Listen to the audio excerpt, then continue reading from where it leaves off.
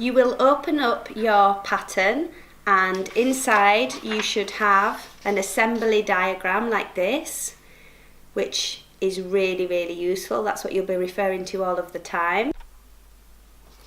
This key here is obviously really useful if you're using the same fabrics, because you can reference which ones you're going to cut out.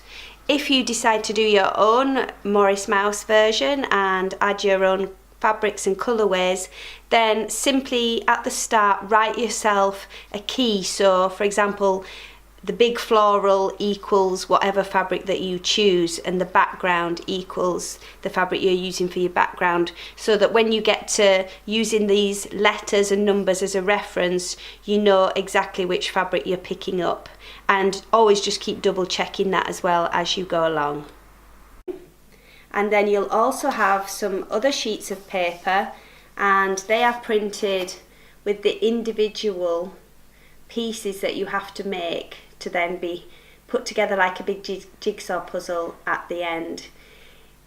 Our pattern has enough templates for one single mouse block. So the first thing before you even cut this up is that if you know you want to make a quilt or possibly another cushion later on, is go away and photocopy yourself enough of these sheets for future projects, and make sure that you're photocopying it at 100%. And then grab your paper scissors and you're ready to start cutting out these individual templates here. When you look at the pattern, the bold line here is the sewing line, the fainter line next to it is the seam allowance, and when you're cutting out each piece, then just give yourself a bit of extra room around the edges as well. So don't cut straight to the fainter line.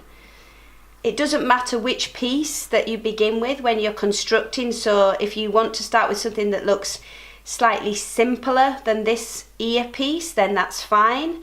And then get ready to go.